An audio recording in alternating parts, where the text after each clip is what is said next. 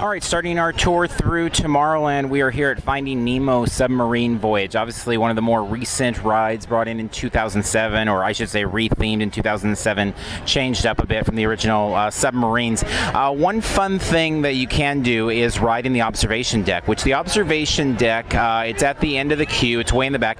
This is what they normally use for handicaps, so those that are unable to get into the submarines themselves, but we've only done it actually once, but it was a really great experience. Our friends, we were on a VIP tour, they told us about the idea, so obviously you have to ask in advance, especially if you are not handicapped. If you're not going to be in that boat, it's a bit of a request there, and you got to make sure there's nobody there that needs it, that you're going to be taking time away from. But it's a much different experience. You can go check out videos online of it if you want spoilers, but it's just trying to do it on a less busy day at the park. The other thing, when you are in Nemo, watch for pipes and little nods and things like that that have TL59. It's kind of a fun, we find that several times throughout Tomorrowland. Is just these number references. TL59 referring to the original submarine and voyage through liquid space, and so just a fun little nod. And as I said, that's a lot of what Tomorrowland is, are fun little nods,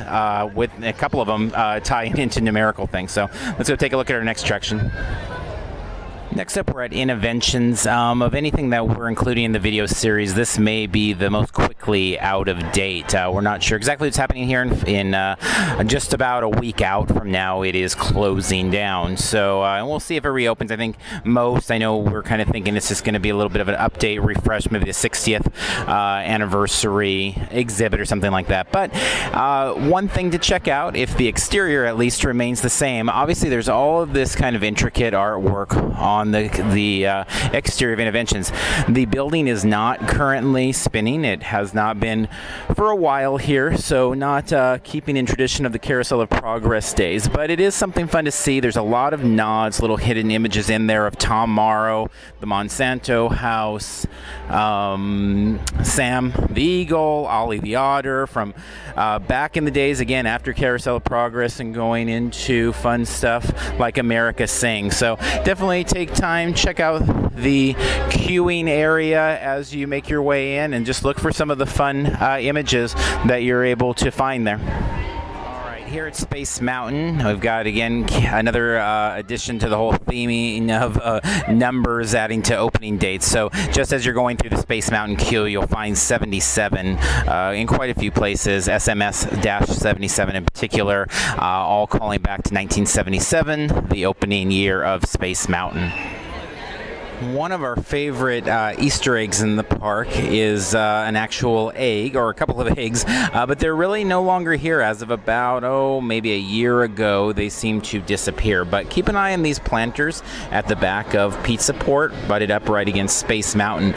There was historically some really random eggs here that could have been alien eggs or dinosaur eggs, or who knows what type of eggs. They were very odd, but they were kind of fun because of the mystery. It was one of those things you could check out and show people, and it'd be very random. Nobody seemed to know really what their tie was to. So not currently here as we are filming, but worth a checking out if you're at Pizza Port and in the back area, or if you're going to ride Space Mountain and go by. Just look for those eggs, and definitely Google them to check out some pictures. If you're any type of Star Wars fan at all, you probably already know this and have done this, but if not, if it's escaped you, again, maybe you're not local or haven't had the chance to get them, the Star Wars Droid Factory over here is a lot of fun, and it's free. I mean, you can buy the figures at the end. They'll give you a cool little case with some stickers. You can make your own little action figures, but it's just a time to kind of play. Good thing for the kids to do to distract them, although you may have to buy them a figure at the end, but you can make all sorts of fun little R2, R5 units and things like that. A fun little interactive diversion, especially for Star Wars fans. All right, changing gears real quick from all the homages to something a little bit practical, a way for you to beat your friends at Buzz Lightyear Astro Blaster. So in the second room, and I mean, there's a few good hidden targets and other strategies. I mean, you can Google before you go in, and definitely before you go in, signal's usually not very good in there, but you can Google all sorts of, the bonus targets and things like that. But a favorite one is in the second room where there's Zurg. You'll see his cape kind of revealing and moving and stuff like that, but there's a small Z on his chest. And it doesn't look like any of the other targets, and it's not very good in comprehending the blast to it, but if you hit it and hit it right, it's worth 50,000 points, and so that could be more than enough in a lot of cases to deep six your opponent on the ride, especially if they are a novice, and if they're a novice, they don't know where those secret things are, so it could be a fun thing to share with them or keep for yourself. Star Tours is the home of many, many hidden jewels inside there. A lot of fun Easter eggs again, as much of our video series has kind of focused on some of these fun hidden things. I think it's one that maybe has the most debate of the best, and so just share ours. I really, really, really think it's cool. Well, the C-3PO and R2-D2 in the main room when you first walk in, those are actually screen-used props that they have added to make them animated. So they have animatronic parts and things like that to bring them to life. But the idea that those are actually in the Star Wars films, or they were a part of Star Wars history that has made its home now in the Disneyland park, is I think a really cool thing. But definitely spend some time as you're going into line there, Google, check out all the little Easter eggs, fun things, or just maybe make your way through and pay very close attention. Lots of Mickey ears, lots of funny little sayings, lots of 1138 references, and all sorts of fun things like that for Star Wars fans.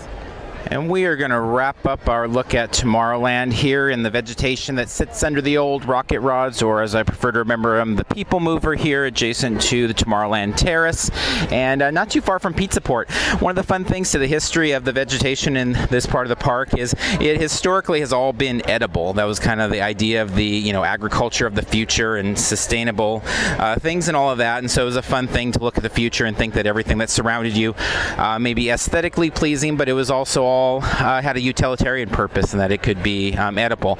Not so sure if that still holds up to this day. I haven't tried any of it ourselves, but it's kind of a fun nod to the past and something to know. Ironically, because of Tomorrowland's food options, it could be argued that it might be some of the better food here, because Pizza Port and Tomorrowland Terrace are not known for the best for their food.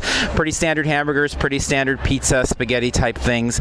Nothing near as good as what you can find in a couple other parts of this park, and definitely over in DCA, which has much better counter service overall. But if you find yourself in Tomorrowland and you're hungry and you've not made plans to eat somewhere else, might suggest going to another part of the park, go down the way and find something over in Adventureland or in Main Street or somewhere like that. So we're going to wrap up our video series. This actually not only wraps up Tomorrowland, it wraps up our trip through Disneyland. So we hope you've enjoyed this part of the video series.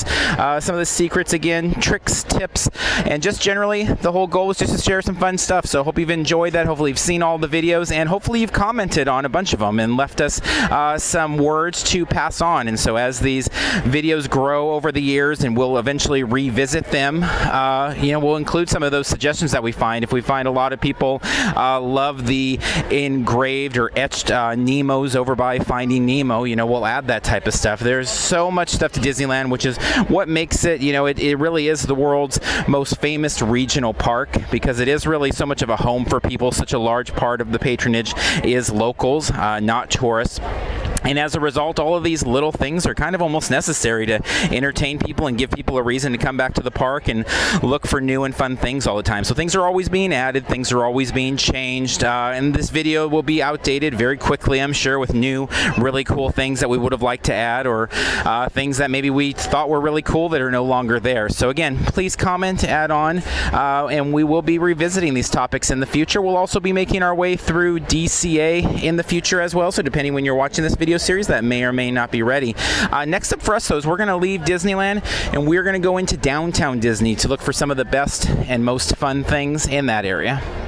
Until next time, we'll see you in line somewhere.